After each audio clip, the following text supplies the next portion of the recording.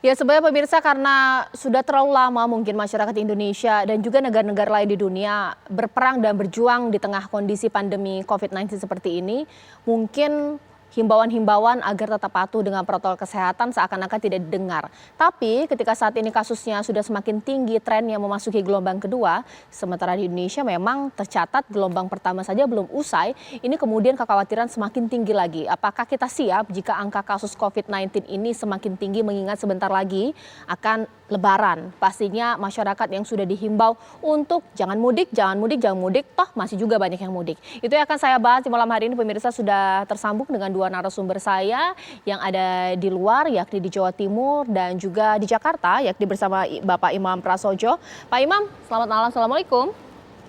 Waalaikumsalam. Ya, dan juga sudah tersambung dengan Gubernur Jawa Timur di sini, Ibu Kofifa Indar Parawansa. Ibu Kofifa, assalamualaikum, selamat malam. Iya, assalamualaikum warahmatullahi wabarakatuh. Selamat malam, Mbak Caca. Iya, Bu Kofifa, kalau kita melihat dari situasi global, ini pastinya beberapa negara saat ini dilanda pandemi gelombang kedua. Sebut saja Turki, Jepang, dan juga India. Kalau untuk konteks Indonesia, pastinya kepala-kepala daerah ini punya beban khusus untuk menangkal arus penularan COVID-19. Jawa Timur ini kan masih tinggi terus, Bu. Dan memang sudah ada himbauan tidak boleh mudik, bahkan ditambah dengan mudik lokal pun dilarang. Seperti itu, Bu. Bagaimana lengkapnya? Ya, sesungguhnya kalau progres harian kita, alhamdulillah saya rasa Jawa Timur, kecuali malam hari ini ya kita masuk 3 besar untuk Jawa. Biasanya nomor 4 kasus yang muncul di Jawa Timur. Kami selalu melakukan koordinasi monitoring antara 2 harian, pol-pol 3 hari sekali, terutama evaluasi PPKM Mikro. Jadi memang PPKM Mikro ini akan menjadi andalan untuk bisa memberikan layanan pencegahan di masing-masing unit terkecil di RW-RW. Tetapi bahwa yang lebih penting lagi adalah secara terus-menerus menyampaikan pemahaman kepada masyarakat. Kalau mereka mudik, biasanya kan ingin sowan pada yang sepuh. Yang sudah di atas 60%, kemungkinan fatality rate-nya kalau terkonfirmasi positif COVID-19, itu average-nya 48%. Itu fatality rate-nya tinggi sekali kalau sudah 60 tahun ke atas terkonfirmasi COVID-19. Lalu di Jawa Timur sendiri 44% fatality rate bagi lansia 60 tahun ke atas yang terkonfirmasi positif. Ini yang terus kami sampaikan. Kalau kita ingin silaturahim sama yang kita tuakan di kampung kita, justru itulah yang sekarang ini harus kita proteksi, kita amankan. Jangan sampai kemudian hadirnya kita justru membawa hal yang tidak kita inginkan. Menyampaikan hal seperti ini dengan tradisi yang sudah turun-temurun itu memang membutuhkan satu pemahaman yang harus terus-menerus diintroduksi. Oleh karena itu saya menyampaikan bahwa di hulunya juga menjadi sangat penting. Jadi di titik-titik di mana sentra-sentra kemungkinan keberangkatan mereka itu menjadi penting untuk dilakukan deteksi secara komprehensif. Ada sinyal bahwa akan ada kepulangan yang lebih awal. Karena kalau tanggal 6 itu sudah mulai dilarang, akan muncul kemungkinan kepulangan lebih awal. Ini pun kami juga sudah mengkoordinasikan sangat teknis, dan Satgas di Jawa Timur ini ketuanya Pak Pangdam, wakilnya Pak Kapolda, wakilnya lagi Pak Sekda.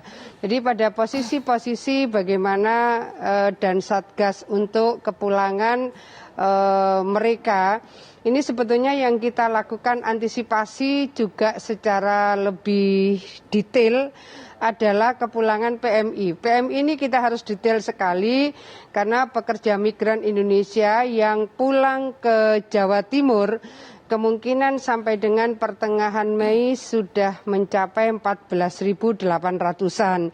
Itulah yang sekarang kami fokus, semua yang turun di Airport Juanda akan dilakukan proses karantina 5 hari di Asrama Haji Surabaya dengan dilakukan PCR test. Jadi format ini harus difahami juga oleh seluruh PMI karena mereka sudah bekerja rata-rata 2 tahun, ingin segera pulang tapi tetap harus mengikuti protokol proses karantina yang kemudian kita akan memandu mereka bagaimana mereka bisa mengikuti protokol kesehatan berikutnya. Kita menyerahkannya ke masing-masing bupati wali kota di pendopo masing-masing.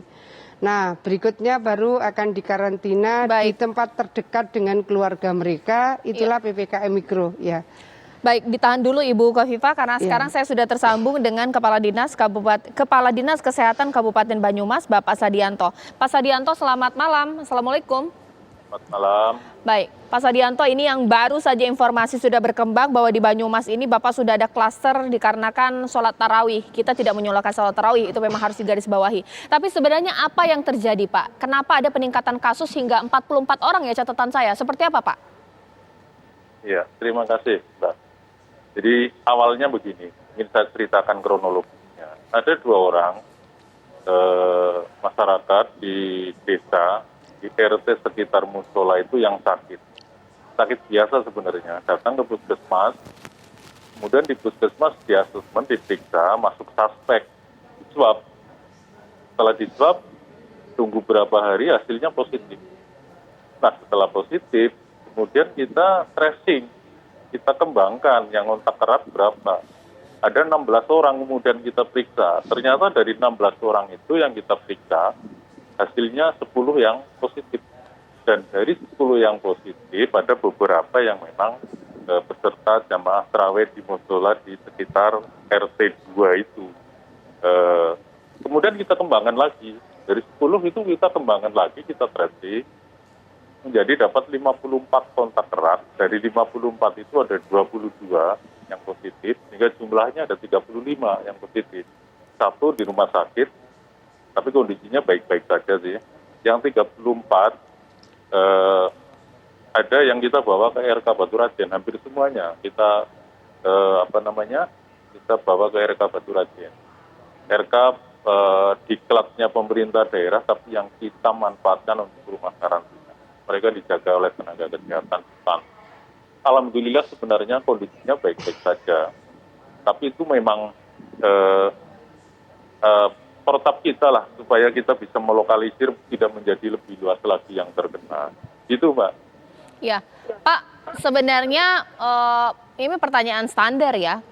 Pada saat dilaksanakan sholat tarawih, SOP Pak, misalnya aturan jarak syafnya dan juga berapa orang yang boleh ikut, dibatasi, ini bagaimana Pak?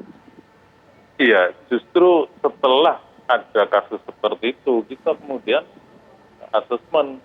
Kita lihat ke musola, terus terang aja memang protokol kesehatan di dalam tempat ibadah di daerah tersebut tidak memenuhi syarat, artinya tidak dilakukan dengan maksimal.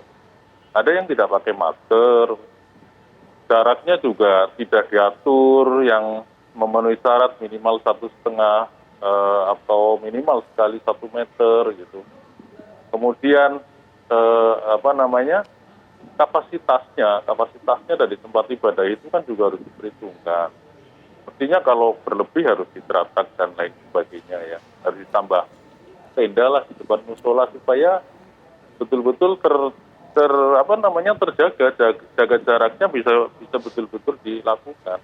Ini memang ada sedikit kelalaian ya. Sebenarnya oleh pemerintah Kabupaten Banyumas, sholat tarawih diperbolehkan, tetapi protokol kesehatan harus ketat, harus diawasi oleh Satgas, tingkat desa, tingkat RW, tingkat kecamatan ya. Tapi kembali lagi kepada masyarakat, ada yang patuh sekali, dan mungkin ada yang kurang patuh begitu. Baik, sekarang berarti semakin diperketat ya Pak pengawasannya?